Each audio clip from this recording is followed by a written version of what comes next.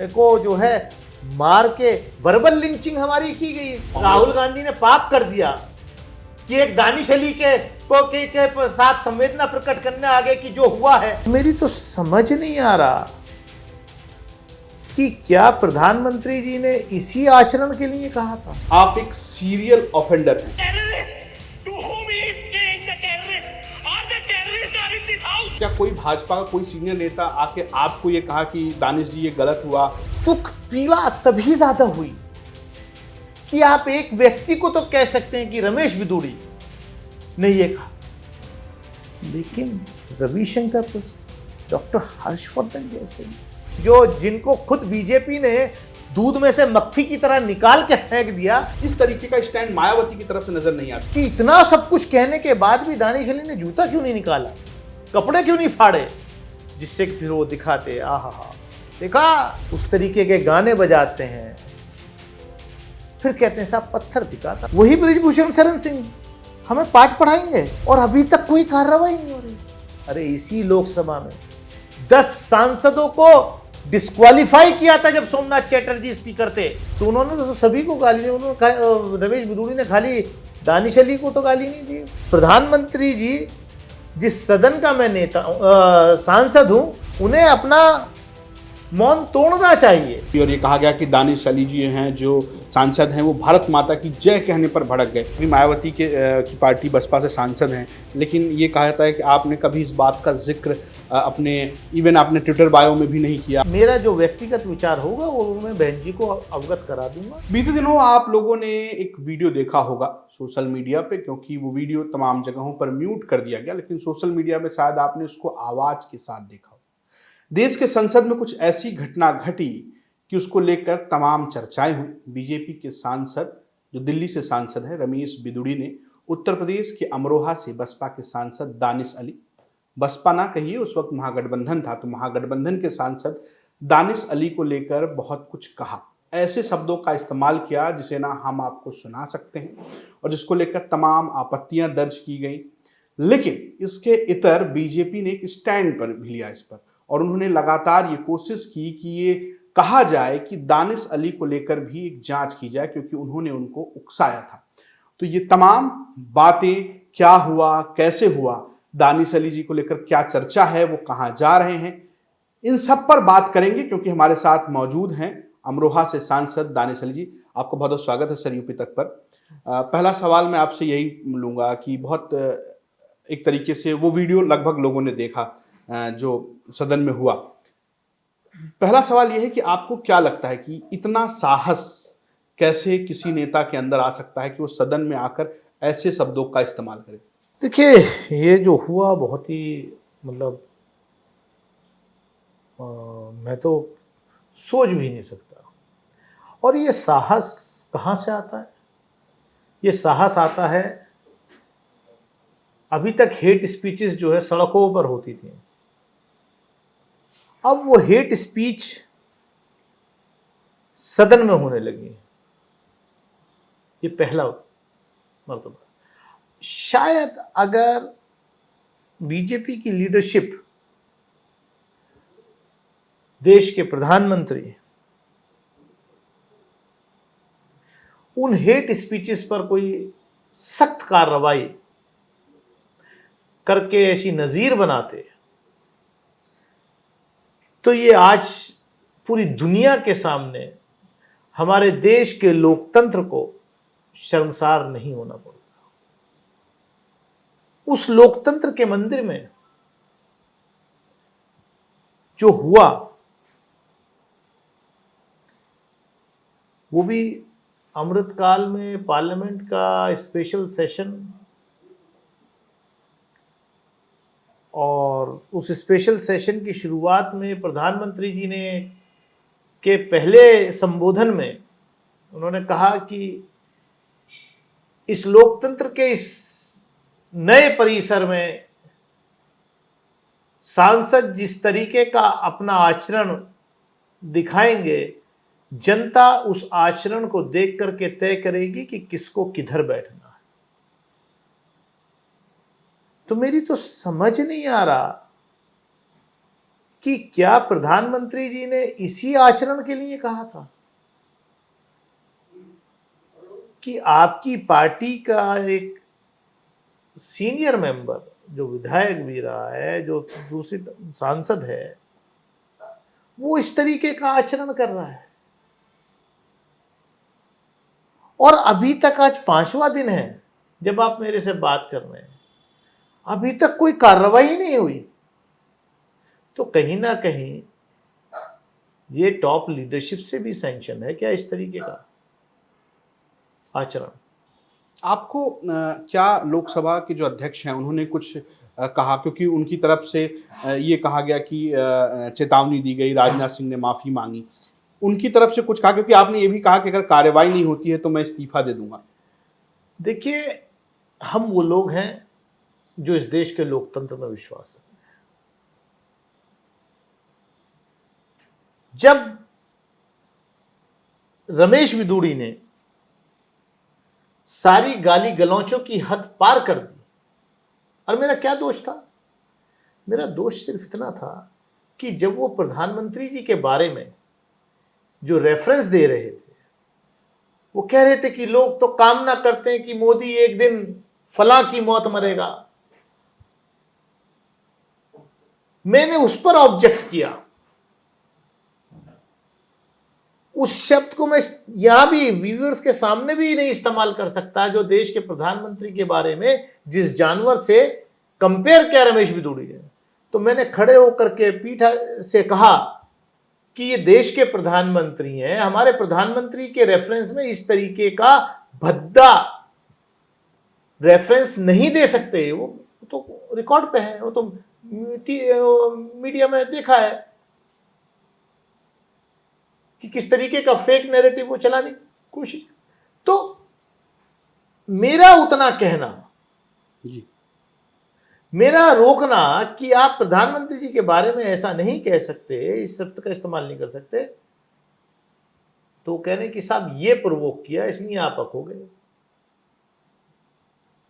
तो ये आपक होके उन्होंने जो गालियां दी, मुझे ही नहीं, सिर्फ मेरे समाज को ही नहीं, इस देश के हर उस व्यक्ति का सर आज शर्म से झुक गया जो इस देश के लोकतंत्र में विश्वास है। आपने कहा कि रमेश बिदूड़ी ने उन शब्दों का इस्तेमाल किया, उसके बाद आपने ऑब्जेक्ट किया, उसको उन्होंने प्रोवोक करने की बात की। 2 सांसद जो हैं, एक उत्तर प्रदेश से रवि किशन, उन्होंने एक चिट्ठी लिखी। इसके अलावा निशिकांत दुबे जो झारखंड से सांसद हैं। अमित मालवीय का एक ट्वीट पढ़ रहा हूं मैं, उन्होंने एक ट्वीट निशिकांत दुबे की चिट्ठी को लिखते हुए लिखा कि Danish Ali call that PM नीच, ये शब्द वो लिख रहे हैं अपने ट्वीट में। And when object he repeated कि नीच को नीच नहीं कहेंगे तो और क्या कहेंगे। ये जो ट्वीट है, जो बीजेपी ने ट्वीट किया और जो चिट्ठियां लिखी गई, जो गोरखपुर से सांसद है रवि किशन, भोजपुरी स्टार हैं, उन्होंने ये भी कहा कि आप एक सीरियल ऑफेंडर हैं, आप लगातार ये हरकतें करते हैं। इस पर आपका क्या जवाब है? जिस आरोप की ये बात कर रहे हैं, अगर उसका कोई सबूत है, कहीं कोई कैमरे में है, कहीं कोई रिकॉर्ड पे है, कहीं हमारी अब नई जो लोकसभा बनी है उसमें बहुत सारी चीजें, बहुत सारी, आप अगर जरा सा छींकेंगे भी वो भी रिकॉर्ड हो जाएगा, उसका तो ऑडियो कहीं तो होगा। आप बेबुनियाद आरोप, क्योंकि बीजेपी को 48 घंटे में कुछ नहीं मिला, तो बीजेपी क्राइसिस मैनेजमेंट ग्रुप की जब बैठक हुई तो उसके बाद कि कुछ तो नैरेटिव चलाओ भाई, कुछ तो आरोप लगाओ, ये क्या हो गया। लेकिन वो तो आपने देखा कि रमेश बिदूड़ी ने कैसे उस लोकतंत्र के मंदिर की सैंक्टिटी को भंग किया। लेकिन हम वो लोग हैं कि इतनी गालियां सुनने के बाद भी,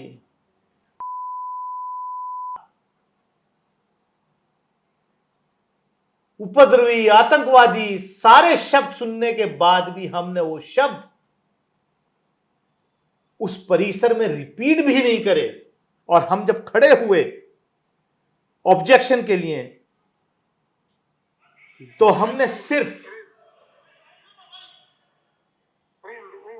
हमने क्या कहा? Sir, honorable member, is saying a terrorist. To whom he is saying the terrorist? Are the terrorists are in this house? What he says? Is terrorist to become enter in this house?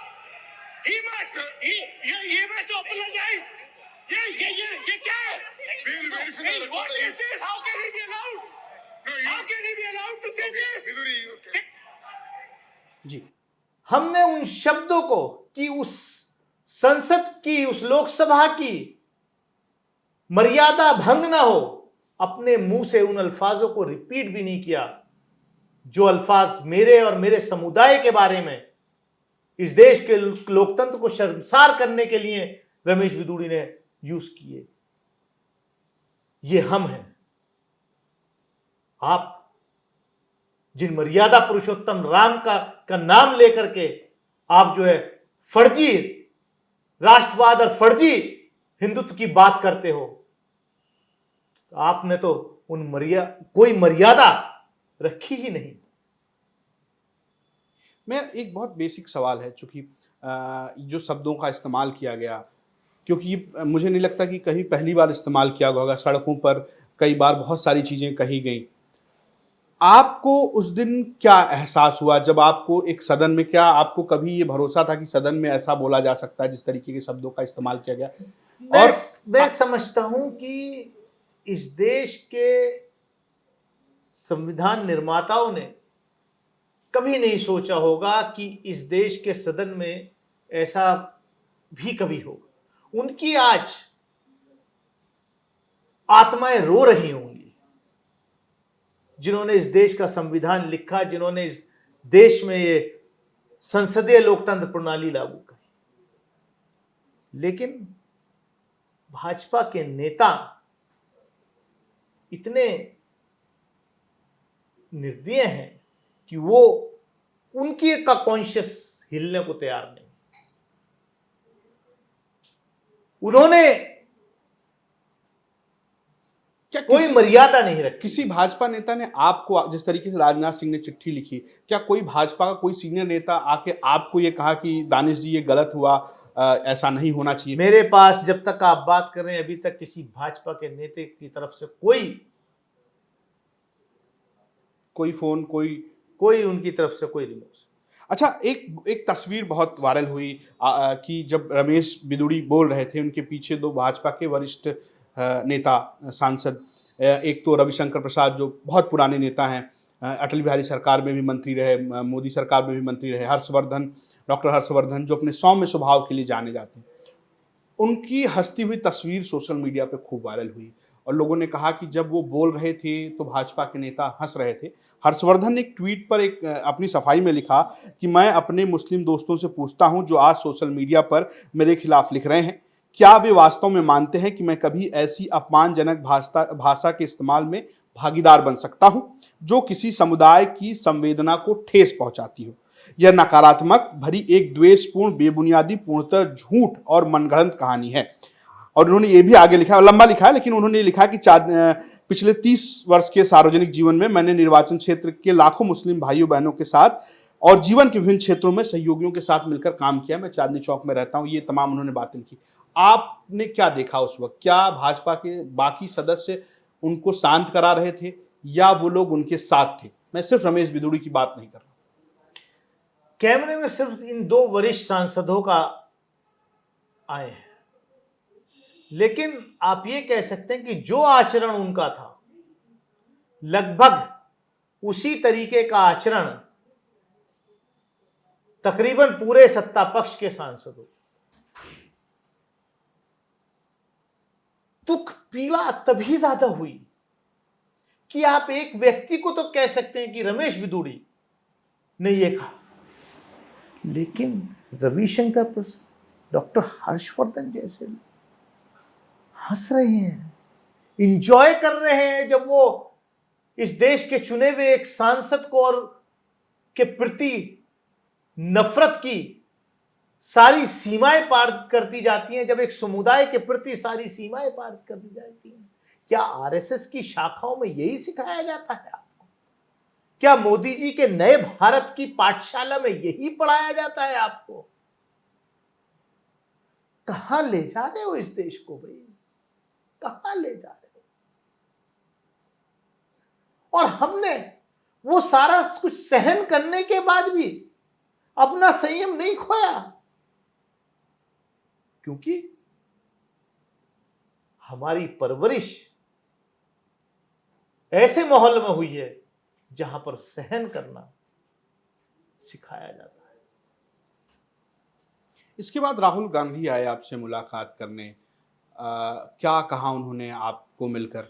बहुत तस्वीरें वो भी बहुत चर्चा में रही। उन्होंने मिलकर यही कहा कि हम दुखी हैं, जो घटना घटी उससे हम दुखी हैं। वो अपनी संवेदनाएं जो हैं, अब हमें सॉलिडेरिटी के लिए आए, उस पर भी भाजपा के कुछ लोगों को ऐतराज है, क्योंकि वो तो चाहते नहीं। उनका तो ये है कि ये इसको जो है मार के वर्बल लिंचिंग हमारी की गई लोकसभा में, तो उन्होंने तो नया नैरेटिव, फिजिकल लिंचिंग का नैरेटिव सेट करने के लिए ये जो अल्फाज जो आपने कहे कि निशिकांत दुबे ने जो लिखा है प्रधानमंत्री जी के बारे में, हमने ये अपशब्द कहे, तो ये एक सोची समझी साजिश के तहत की वर्बल लिंचिंग अंदर होगी या फिजिकल लिंचिंग के लिए लोगों को इंस्टिगेट करने के लिए ये लिखा गया है। और आप नहीं चाहते कि कोई विपक्ष का नेता, कोई सांसद हमारे लिए सॉलिडेरिटी में भी आए, क्योंकि आप तो जख्मों पर खाली नमक छिड़कने का काम कर सकते हो। आपने तो कभी किसी के जख्म पे मरहम लगाने का काम तो किया नहीं है, क्योंकि ये तो आपकी संस्कृति में है ही नहीं, ये तो आपकी पाठशाला में पढ़ाया ही नहीं जाता, ये तो आपकी शाखाओं में पढ़ाया ही नहीं जाता। मुख्तार अब्बास नकवी जो बीजेपी के ही नेता हैं, रामपुर से कभी सांसद भी रहे, उन्होंने लिखा कि उन्होंने वो तस्वीर साझा की ट्वीट पे जिसमें आप बैठे हुए हैं और आपके साथ राहुल गांधी हैं। उन्होंने 2 ट्वीट लिखा था। उन्होंने एक लिखा कि लेकिन कांग्रेस में शामिल होने के लिए इतना ड्रामा कमाल है। ये पहला ट्वीट है।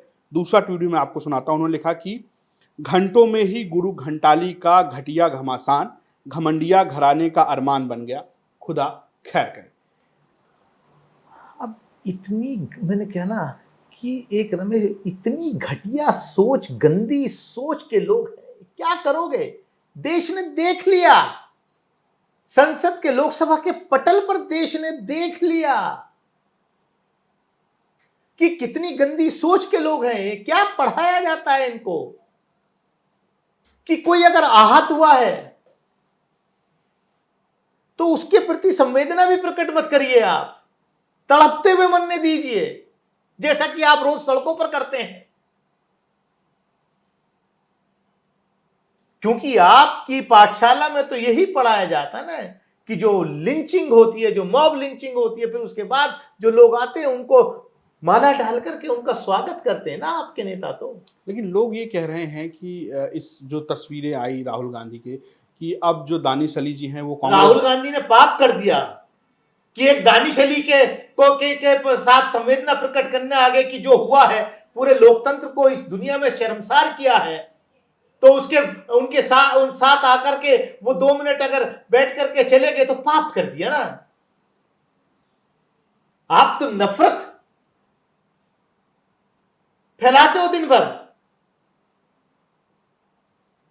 आपको तो शर्म नहीं आ रही कि आप माफी मांगे, आपको तो शर्म नहीं आ रही कि आप जो है ये मांग करें कि ऐसा सबक सिखाया जाए जो इस तरीके का कोई सांसद आने वाले वक्त में हमारे देश के लोकतंत्र के मंदिर में ऐसा दुस्साहस ना करे। उल्टा आप दबाव बना रहे हैं, उल्टा आप नैरेटिव सेट कर रहे हैं। नहीं, इस नैरेटिव का क्या जवाब है कि दानिश अली जी जो हैं 2024 में कांग्रेस से चुनाव लड़ेंगे? कहां से नैरेटिव आ गया? मुख्तार अब्बास नकवी लिख रहे हैं कि अब मैं ऐसे लोगों की जिनको खुद बीजेपी ने दूध में से मक्खी की तरह निकाल के फेंक दिया, उनके बारे में मैं रिस्पॉन्ड करूंगा। उनकी हैसियत क्या है? अच्छा, चलिए, आप चूंकि बसपा के सांसद हैं, मायावती की भी बात कर लेते हैं। उन्होंने भी ट्वीट किया। मायावती ने का ट्वीट पढ़ के सुनाता हूं मैं आपको, शायद आपने भी पढ़ा होगा। उन्होंने लिखा, दिल्ली से भाजपा सांसद द्वारा बीएसपी सांसद श्री दानिश अली के खिलाफ सदन में आपत्तिजनक टिप्पणी को हालांकि स्पीकर ने रिकॉर्ड से हटाकर उन्हें चेतावनी भी दी है। वह वरिष्ठ मंत्री राजनाथ सिंह का जिक्र ने सदन में माफी मांगी, किंतु पार्टी द्वारा उनके विरुद्ध अभी तक समुचित कार्रवाई न करना दुर्भाग्यपूर्ण और दुखदपूर्ण है। ये मात्र एक ट्वीट है, कोई प्रेस कॉन्फ्रेंस नहीं है, और उसमें भी उन्होंने ये बात दर्ज की है जो लोग हाईलाइट कर रहे हैं कि उन्होंने ये कहा कि स्पीकर ने चेतावनी दी और मंत्री ने माफी मांगी।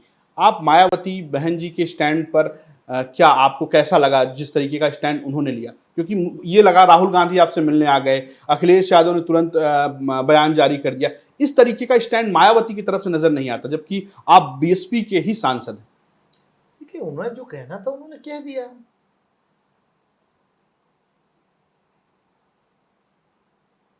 आपको और सबके सामने वो है चीज है। तो आपको लगता है कि और प्रोएक्टिव होना चाहिए था इस पे, क्योंकि आप उस पार्टी के सांसद हैं। जिस तरीके से राहुल गांधी आपसे मिलने आए, आपके साथ खड़े, देखिए, हर किसी पॉलिटिकल लीडर का अपना अपना तरीका होता है। हर किसी पॉलिटिकल लीडर का अपना अपना तरीका होता है। उन्होंने अपना तरीका निभाया, उन्होंने अपना तरीका निभाया।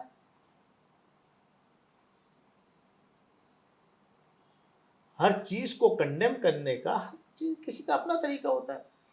शायद मेरी जगह कोई और होता तो निकाल करके जूता मारता, कपड़े फाड़ता, लेकिन मेरा तरीका यह है, मैं जिस मजहब से आता हूं, जिसके प्रॉफिट ने के ऊपर रोज कोई बुढ़िया जो है कूड़ा फेंकती थी, लेकिन कभी उन्होंने जो है रिएक्ट नहीं किया, मुस्कुरा के चले जाते थे। मैं उस मजहब से आता हूं, मेरे वो परिवार के संस्कार हैं। मैं गांधी के देश में रहता हूं, मैं गांधी को मानने वाला हूं, मैं अंबेडकर को मानने वाला हूं, मैं मौलाना आजाद को मानने वाला हूं। आप नाथूराम गोडसे को मानने वाले हो। फर्क इतना है सिर्फ। मैं एक और मैं दूसरे बयानों पे आऊं, लेकिन उससे पहले जो आपने कहा कि आप उस मजहब से आते हैं जिसमें ऐसी तालीम नहीं दी जाती, मेरा सवाल यह है कि क्या आपको कभी इस संसद से पहले भी ऐसा फील हुआ कि लोगों की सोच ऐसी है, खासकर एक समुदाय विशेष को लेकर, एक मजहब को लेकर? मुझे नहीं, आप नहीं देखते क्या? इन जैसे लोग, इनके संगठनों से इस सोच के जुड़े हुए लोग रोज इस काम को सड़क पर करते हैं। इन्होंने ये अपना चरित्र बता दिया संसद में करके। रोज नफरत फैलाने का काम करते हैं। अब वो नफरत का बाजार जो सड़कों पर लगाते थे, वो नफरत का बाजार उठा करके लोकसभा में लगाना शुरू कर दिया। आप यही चाहते थे। इन्हें अफसोस हुआ बेसिकली कि इतना सब कुछ कहने के बाद भी दानिश अली ने जूता क्यों नहीं निकाला, कपड़े क्यों नहीं फाड़े, जिससे कि फिर वो दिखाते, आहा देखा, हम तो कहते ही हैं। जैसा कि ये रोज करते हैं, लोगों को प्रोवोक करते हैं, जाते हैं, उस तरीके के गाने बजाते हैं, फिर कहते हैं साहब पत्थर फेंका था उधर, प्रोवोक करते हैं।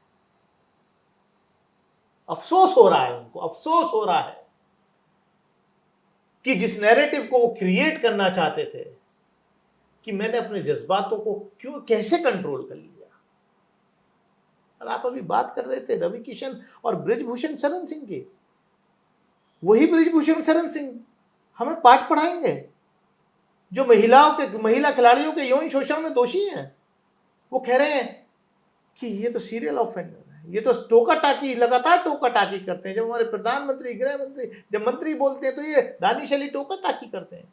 अरे भाई, हमें हमारे क्षेत्र की जनता ने क्यों चुन करके भेजा है? वो देश की जनता ने हमें एक रोल दिया है विपक्ष में बैठने का। पार्लियामेंट्री डेमोक्रेसी में हमारा अधिकार है। हम आपके मोदी जी की पाठशाला में तो आए नहीं है, हम गुरुकुल में तो आए नहीं है कि हम सुनेंगे और आप भाषण करेंगे। जब जब हाउस को मिसलीड करने की कोशिश होती है तो एक जागरूक सांसद होने के नाते मैं अपना रोल निभाता हूं। अभी जिस दिन ये नो कॉन्फिडेंस मोशन, अविश्वास प्रस्ताव पर चर्चा हो रही थी, आपने भी देखा होगा कि उधर अविश्वास प्रस्ताव पर चर्चा हो रही है, उधर जो है संसद टीवी पे जो है नीचे स्क्रोलिंग चल रही है, मोदी सरकार के 9 साल के अचीवमेंट दिखाए जा रहे थे। तो मैं इसको एक्सपोज करने का काम करता हूं, क्योंकि इसलिए मैं टारगेट पर हूं। मैं खड़ा हुआ, मैंने स्पीकर महोदय से कहा, मैंने साहब ये क्या हो रहा है, पहली बार हो रहा है इस देश में कि नो कॉन्फिडेंस मोशन पर चर्चा हो रही है, विश्वास प्रस्ताव पर चर्चा हो रही है, और सरकार जो है संसद टीवी पे चला रही है, क्योंकि यही फीड जो है बाकी सब चैनल्स दिखाएंगे। आज तक भी उसी को दिखा रहा था। स्पीकर ने माना, वो स्पीकर साहब बोले हाँ, और फिर उन्होंने सरकार को डायरेक्शन दिया सेक्रेटेरिएट को, लोकसभा सेक्रेटेरिएट को, कि ये इसको हटाया जाए। वो हटा, तब हाउस चला। तो एक जागरूक सांसद होने का मैं फर्ज निभाता हूं। अभी जिस दिन की ये घटना, उससे एक दिन पहले महिला आरक्षण बिल पे डिस्कशन हो रहा था। देश के गृह मंत्री जो है वह कह रहे थे कि साहब ये पहली बार जब बिल आया तो देवेगौड़ा जी की सरकार लेकर आई, जब कांग्रेस विपक्ष में बैठी थी। तो मैंने उनको करेक्ट किया। मैंने कहा गृह मंत्री जी, या तो आप जानबूझ करके झूठ बोल रहे हैं या आप भूल रहे हैं। अध्यक्ष महोदय, रिकॉर्ड में जरा सही चीज चली जाए। तो पूरे सब लोग खड़े हो बोले कि क्या है, क्या, क्यों डिस्टर्ब करो। मैं डिस्टर्ब नहीं करा, क्योंकि जो माननीय गृह मंत्री जी बोल रहे वो हमारा पूरा देश देख रहा है, और वो हमारी आने वाली नस्लें भी पढ़ेंगे इस हिस्ट्री को, उनको करेक्ट कर देना चाहिए। देवेगौड़ा जी प्रधानमंत्री थे, उन्होंने ये पहली बार इंट्रोड्यूस किया, लेकिन वो कांग्रेस के समर्थन से प्रधानमंत्री थे, भारतीय जनता पार्टी विपक्ष में थी। तो अब गृह मंत्री जी को इतना नहीं मालूम कि देवेगौड़ा जी की सरकार में कौन शामिल था, कौन किसके समर्थन से वो सरकार थी। फिर उन्होंने अपने आप को करेक्ट किया, जो मैंने उनको कहा उन्होंने करेक्ट किया, बोले हाँ आप ठीक कह रहे हैं दानिश अली जी। लेकिन इसी कांग्रेस ने उनको निकाला। मैंने कहा ये बात बिल्कुल ठीक है, तो आप कहिए ये भी बात। तो अब बताइए, मतलब पार्लियामेंट बना काहे के लिए है? ये हमारा कंट्रीब्यूशन है पार्लियामेंटरी डेमोक्रेसी। लेकिन जो आपने पार्लियामेंट की बात की, अभी हाल फिलहाल में बहुत सारे नेताओं को पिछले सत्र के दौरान उनको निलंबित कर दिया गया, सत्र के लिए कर। संजय सिंह उदाहरण के तौर पर है। नहीं रवि, लोकसभा में विपक्ष के नेता अधीर रंजन चौधरी जी एक फ्रेज यूज किया था, with in minutes parliamentary affairs minister सरकार जो है रेजोल्यूशन ले आई लोकसभा में और उनको निलंबित कर दिया। तो आप ये लोकसभा के देश के संसदीय इतिहास में पहली बार हुआ, और यहां आज 5वां दिन है। एक सांसद को इस तरीके से गालियां दी गई, टारगेट किया गया, उसके समुदाय को टारगेट किया गया, पूरा लोकतंत्र शर्मसार हो गया, पूरी दुनिया में भारत की छवि जो है खराब हो गई। जिस प्रधानमंत्री जी हमारे मदर ऑफ डेमोक्रेसी कहते हैं, हमें फक्र है इस बात का कि हम वर्ल्ड की लार्जेस्ट डेमोक्रेसी हैं, और उस लार्जेस्ट डेमोक्रेसी में ये आपके सांसद कर रहे हैं, और अभी तक कोई कार्रवाई नहीं हो रही। अरे इसी लोकसभा में 10 सांसदों को डिस्क्वालीफाई किया था जब सोमनाथ चैटर्जी स्पीकर थे, जब एक स्टिंग ऑपरेशन आया कि कुछ उन सांसदों ने पैसा लेकर के सवाल पूछा है। 10 सांसदों को, उसमें भी भाजपा के सांसद मेजॉरिटी में थे, 10 सांसदों को निलंबित नहीं, एक्सपेल किया गया, निष्कासित किया गया लोकसभा से परमानेंटली। और यहां जो है आप बैठे हैं, उल्टा आप ये कोशिश में है कि इस नैरेटिव को कैसे बदला जाए। तो क्या लोकसभा अध्यक्ष ने आपसे कोई बात की, बीजेपी नेताओं ने की? उन्होंने कोई आश्वासन दिया कि मैं कार्रवाई करूंगा? नहीं, मेरी उनसे, मैं जिस दिन गया था अपना लेटर लेके, तो उनसे मेरी मुलाकात नहीं हो पाई थी। मैंने उनके दफ्तर में अपना जो रिप्रेजेंटेशन है वो मैंने दिया है, बाकी सब चीज़ पब्लिक डोमेन में है। अच्छा, एक और बहुत सवाल उठ रहा है इस पर। ये बात राहुल गांधी ने भी आगे जाकर कही कि जब ये महिला आरक्षण बिल आया, जिसको उन्होंने नारी शक्ति वंदन अधिनियम का नाम दिया है बीजेपी ने, उसके बाद जो ओबीसी आरक्षण को लेकर ये तेजी के साथ जो चर्चा शुरू हुई, ओबीसी की जनगणना को लेकर जो मांग शुरू हुई, उसको भटकाने के लिए क्या ये जानबूझकर किया गया है? आपको ऐसा लगता है कि ये जानबूझकर किया गया ताकि मुद्दे को इधर से उधर शिफ्ट किया जा सके? जो ओबीसी आरक्षण की बात, जो जातिगत जनगणना की बात हो रही थी, उससे शिफ्ट करके इस पर लाया जा सके। आपको क्या लगता है कि बीजेपी ने जानबूझकर किया? क्योंकि ये भी एक नैरेटिव है जो बहुत तेजी के साथ है। अब ये तो आप लोगों को एनालिसिस करने की चीज़ है, पत्रकार लोगों को, कि क्यों हुआ, कैसे हुआ, क्योंकि ये बात किसी से छुपी नहीं है। किस काम के लिए आपने स्पेशल सेशन बुलाया भाई? इस देश की महिलाओं को ठगने के लिए ना। जैसे पहले नौजवानों को ठगा कि 2 करोड़ रोजगार हर साल दिए जाएंगे, इस देश के आम आदमी को ठगा कि 15 लाख हर किसी के अकाउंट में आएंगे। तो ये एक और नया जुमला आ गया। आपको महिलाओं को आरक्षण देना था तो आपने उसको डिलिमिटेशन से और सेंसस से क्यों जोड़ा? वो तो अभी 2024 में से ही लागू हो जाता है, क्योंकि आपको देना नहीं है। और आप ओबीसी की बात करते हैं, ओबीसी की जनगणना हुई भी है, उसके आंकड़े आप रिलीज नहीं करते। आपको 9.5 साल हो गए सरकार में आए हुए, आप जाति जनगणना की बात नहीं करते। क्यों नहीं करा रहे आप जाति जनगणना? ओबीसी को क्यों नहीं उनका हक देते भाई? क्यों नहीं ओबीसी रिजर्वेशन इसमें, महिला आरक्षण में? क्योंकि आप ये सोच रहे थे कि जब ये बिल आएगा तो विपक्ष की पार्टी ओबीसी क्लॉज को लेकर इस बिल का विरोध करेंगी और फिर आप ये नैरेटिव सेट करेंगे महिलाओं के बीच में, देखो हम तो रिजर्वेशन देना चाहते थे लेकिन विपक्षी दलों ने जो है इसका विरोध कर दिया। अब क्या बताएं, उस दिन भी जब ये बिल इंट्रोड्यूस हो रहा था, जिसको कहते हैं बृजभूषण शरण सिंह और दूसरे लोग की हम टोका टिक्की करते हैं, तो सबने उस बिल को ऊपर से पढ़ना शुरू किया, हमने नीचे से पढ़ना शुरू किया। इनकी इस चोरी को सबसे पहले हमने ही एक्सपोज किया। अरे ये क्या है, ये तो बिल में कुछ है ही नहीं, ये तो 2029 में इंप्लीमेंट होगा, 2034 में होगा या 2047 में होगा, अभी पता ही नहीं है। तो हमने खड़े होकर के कहा ये है क्या, क्योंकि उसमें कुछ है ही नहीं। ना नौमन तेल होगा, ना राधा जी नाचेंगी, क्योंकि डिलिमिटेशन इतना आसान नहीं है। फ्रीज किया हुआ है 2026 के बाद जो सेंसस होगा। अब फिर एक और नई बहस छिड़ेगी कि साहब क्योंकि नॉर्थ में तो पॉपुलेशन बढ़ी है, साउथ में पॉपुलेशन घटी है, तो साउथ के प्रदेशों की सीटें घटेंगी लोकसभा में और नॉर्थ के प्रदेशों की सीटें बढ़ेंगी।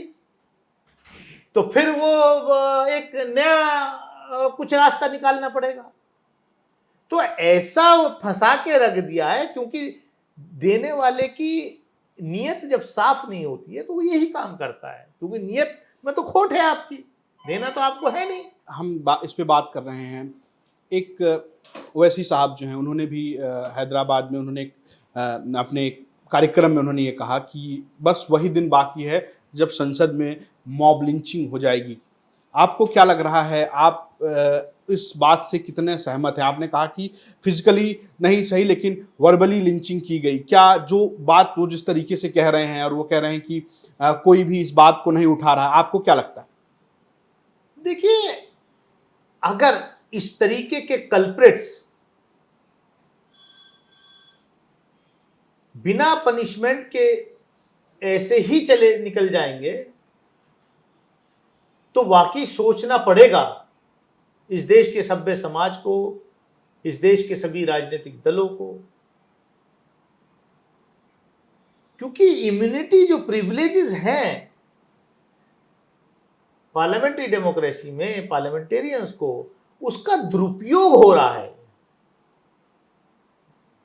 क्योंकि जिस तरीके की दुर्भावना प्रकट की गई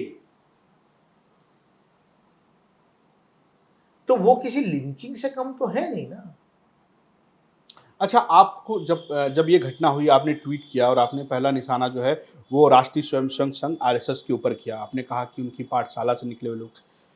पिछले दिनों लखनऊ में थे मोहन भागवत जो आरएसएस प्रमुख हैं, उन्होंने कहा कि उनके अपनी जगह पे लोगों से कि हमारे लोगों को मुसलमानों के बीच में जाने की ज़रूरत है और जो गलतफहमियां हैं उनको दूर करने की जरूरत है। एक तरफ ये बातचीत, दूसरी तरफ इस तरीके का बयान, आप इन दोनों को कैसे देखते हैं? यही तो है ना, अंग्रेजी का फ्रेज है, when you can't convince you must try to confuse. तो वही हो रहा है कि आप कंफ्यूज करने की कोशिश करें। आपका कैडर, आपका सांसद आपकी शाखाओं में ट्रेंड हुआ इतने ओहदों पर रहा हुआ, एमएलए, एमपी, दूसरा टर्म, एमएलए शायद 2 टर्म या 3 टर्म एमएलए भी रहे हैं रमेश बिदूड़ी। जब वो बोलते हैं तो वो आरएसएस को भी, मैंने जो ट्वीट किया, जिस ट्वीट की मेरे ट्वीट की आप बात है, मैंने इसलिए बड़ी जिम्मेदारी के साथ किया क्योंकि वो आरएसएस में ट्रेंड हुए हैं और बीजेपी के सांसद हैं, बीजेपी के, तो इसलिए मैंने दोनों चीज जो लिखी है, कहा शाखाओं में सिखाया जाता है या नए भारत की पाठशाला में पढ़ाया जाता है। तो इसका जवाब तो एक्शन से देना होगा ना। अगर मोहन भागवत जी, आरएसएस इतनी सीरियस है तो उनको कोई एक्शन लेना चाहिए ना, उनको निर्देशित करना चाहिए ना। एक और बहुत तेजी से आपका, या प्रधानमंत्री जी बार बार बात करते हैं पसमानदा मुसलमानों, तो उन्होंने तो सभी को गाली दी। उन्होंने, रमेश बिदूड़ी ने खाली दानिश अली को तो गाली नहीं दी, सभी सारे ही मुसलमानों को गाली दी। और प्रधानमंत्री जी जिस सदन का मैं नेता सांसद हूं, उस सदन के वो नेता हैं, उनकी मॉरल रिस्पॉन्सिबिलिटी ज्यादा बनती है कि जिस सदन के वो नेता हैं उन्हें अपना मौन तोड़ना चाहिए, वरना कहीं ना कहीं ये मैसेज जा रहा है कि ये जो है आपकी सहमति से है। अच्छा, आपको क्योंकि बहुत सारे लोग हैं, आप इकलौते मुस्लिम एमपी नहीं हैं, सिर्फ दानिश अली को ही क्यों टारगेट किया गया? दानिश अली को इसलिए टारगेट किया गया क्योंकि दानिश अली इनको लगातार हाउस में एक्सपोज करता है, इनकी गलतियों को पकड़ता है। जो संसदीय प्रणाली में एक विपक्ष के सांसद के अख्तियारात हैं, उनको पकड़ता है। आप एक्सपोज करने की बात कर रहे हैं, एक वीडियो बहुत तेजी के साथ शेयर किया जा रहा है आपका, पुरानी घटना है, हम लोगों ने रिपोर्ट की थी उस पर। एक मंच पर कुछ बयानबाजी हुई और ये कहा गया कि दानिश अली जी हैं जो सांसद हैं, वो भारत माता की जय कहने पर भड़क गए, वो इनकार करते हैं। ये बहुत तेजी के साथ एक तरीके से कह सकते हैं कि ये कहने की कोशिश की जा रही है कि जो आदमी भारत माता की जय नहीं कहता है, ये इस चीज को आप देखिए, आप उस घटना का भी, मैं चाहता हूं कि आप उस घटना के बारे में बताइए। र्यूमर स्प्रेडिंग सोसाइटी के लोग जो हैं इस तरीके की र्यूमर्स फैला रहे हैं।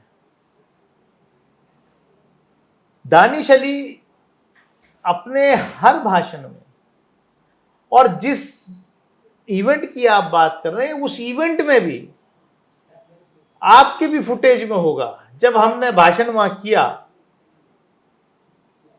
वो रेलवे स्टेशंस के मॉडर्नाइजेशन का फंक्शन था।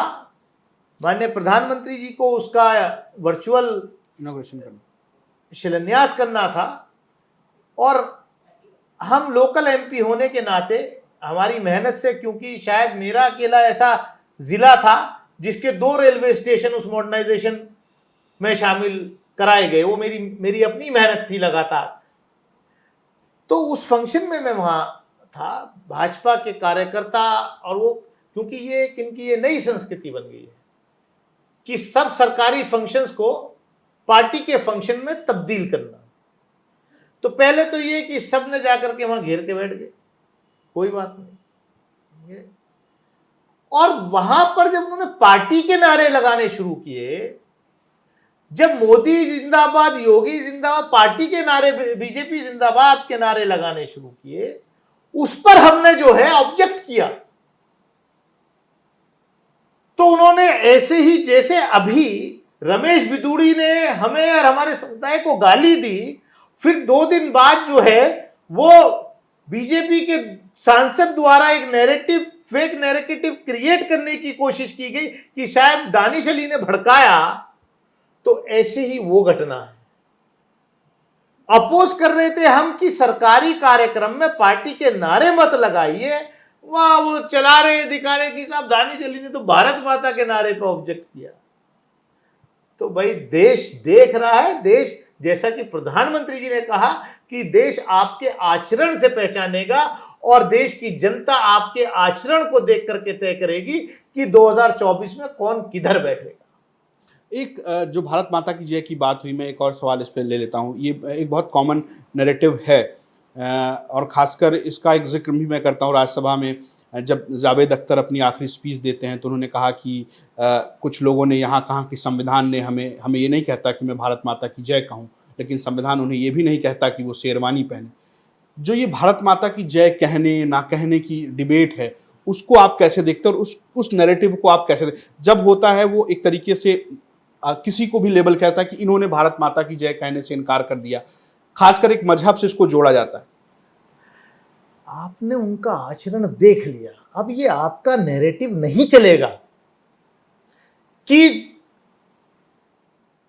विक्टिम भी हम ही और एक्यूज भी हम ही। ये नैरेटिव अब चलने वाला नहीं है, मत चलाइए इसको, थोड़ी सी बचा लीजिए साख चौथे स्तंभ की, ये नहीं चलने वाला है।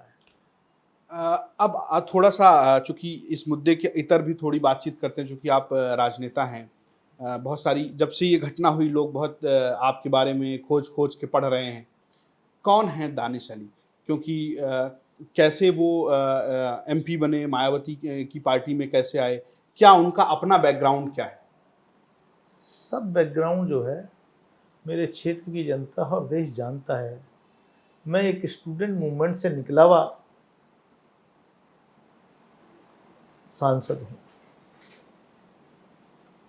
और मैंने स्टूडेंट पॉलिटिक्स की है, यूथ पॉलिटिक्स की है। मैं शुरू से जनता दल में रहा, जब वीपी सिंह जी थे के साथ में, और पार्टी में जब डिवीजन हुए, जब कुछ लोग एनडीए में गए तो हम जनता दल सेकुलर में रहे।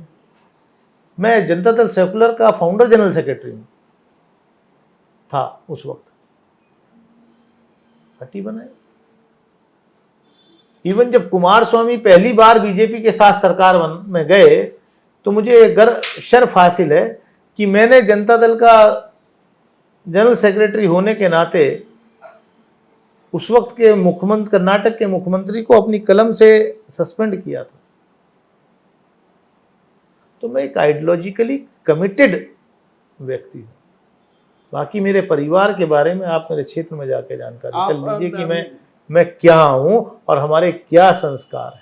नहीं, चूंकि एक और बात है, आप चूंकि मायावती की पार्टी बसपा से सांसद हैं, लेकिन ये कहा जाता है कि आपने कभी इस बात का जिक्र आपने ट्विटर बायो में भी नहीं किया, आपकी रैलियों में उस तरह के झंडे नहीं दिखते हैं। क्या 2024 में आप बीएसपी के टिकट पर चुनाव लड़ेंगे? कौन सी रैली हुई है? किस रैली में झंडे नहीं दिखते?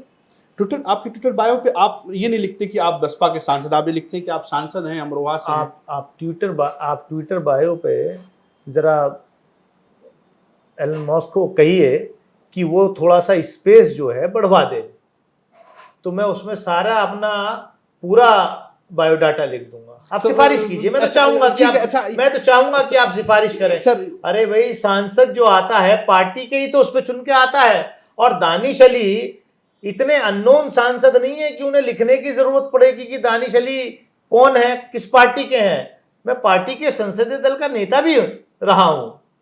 तो ये सब आप जो है ये नीतीश कुमार से मुलाकात के बाद भी बहुत चर्चा हुई। आपका नैरेटिव नहीं चलने वाला। नीतीश कुमार से आपकी मुलाकात के बाद भी बहुत चर्चा हुई थी कि आप इंडिया गठबंधन में, जिसमें आपकी पार्टी नहीं है, उसके साथ जा सकते हैं। उसके बारे में आप कुछ कहना चाहेंगे? बता। मैंने अभी, आपने भी पूछा कि मेरा क्या बैकग्राउंड है, आपने खुद बताया। और जब मैं बता रहा हूं कि मैं उस वक्त से जनता दल की छात्र राजनीति से जुड़ा हुआ हूं,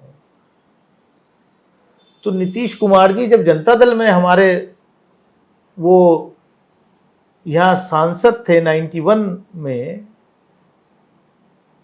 92 के बाद उन्होंने वो जॉर्ज साहब थे, उसके पहले वो मेरे क्षेत्र में मेरे साथ गए, मेरे घर गए, मेरे संबंध पुराने हैं भाई। और ये शायद यही वजह है कि मेरे साथ जो हुआ तो सभी विपक्ष के दल के लोग जो है अपनी सॉलिडेरिटी मेरे साथ दिखाने आए हैं या फोन पे बात की, जो नहीं आ सकता। तो इसमें क्या हो गया, संसदीय समिति ये गई भी थी पटना, एस्टिमेट्स कमेटी का मैं मेंबर हूं, शायद मेरे बायो पे लिखा है वो भी कि मैं देश की रक्षा समिति का भी मेंबर हूं, डिफेंस की स्टैंडिंग कमेटी का भी मेंबर हूं, मैं एस्टिमेट्स कमेटी का भी मेंबर हूं, मैं होम की भी कंसल्टेटिव कमेटी का मेंबर हूं। शायद स्पीकर साहब ने मेरे बारे में सोच करके, मेरे आचरण को देख करके ही मुझे लोकसभा की एथिक्स कमेटी का भी सदस्य नामित किया हुआ है पिछले 4.5 साल से। तो अगर मैं पटना में हूं और कटसी में मैं अपने पुराने परिचित वहां के मुख्यमंत्री जी से मिल लेता हूं, तो मैं समझता हूं ये शिष्टाचार देश के लोकतंत्र को मजबूत करता है। क्योंकि हम उस स्कूल ऑफ थॉट के हैं, हम उस स्कूल ऑफ थॉट के नहीं है कि नया संसदीय परिसर बनाया तो वहां सेंट्रल हॉल भी आपने खत्म कर दिया कि सांसद लोग आपस में आकर के बैठ करके भी चर्चा ना कर सके। ये डिफरेंस है आपके स्कूल ऑफ थॉट में और हमारे स्कूल ऑफ थॉट में, इसलिए हम सबसे मिलते हैं। एक आखिरी सवाल, आप क्या कहेंगे, चूंकि इंडिया और एनडीए गठबंधन जो है वो दोनों बन चुके हैं और दोनों को लेकर बहुत तैयारियां हैं, आपकी पार्टी जो है वो इन दोनों से अलग है, तो क्या आप चाहते हैं कि आपकी पार्टी 2024 में इंडिया गठबंधन में हो? क्योंकि आप एनडीए स्कूल ऑफ थॉट के तो नहीं हैं आप जो कह रहे हैं, तो क्या आप चाहते हैं कि आपकी पार्टी 2024 में इंडिया गठबंधन में हो? मेरी पार्टी के बारे में डिसीजन लेने का अधिकार मेरी पार्टी की नेता बहन कुमारी मायावती आपका जी तो को अपना है। व्यक्तिगत विचार होगा। मेरा जो व्यक्तिगत विचार होगा वो मैं बहन जी को अवगत करा दूंगा और हो सकता है अवगत करा भी रखा हो। ठीक है, बहुत बहुत शुक्रिया दानिश जी यूपी तक से बातचीत के लिए। आपको ये वीडियो कैसा लगा आप कमेंट करके जरूर हमें बताइएगा। देखते रहिए यूपी तक। नमस्कार।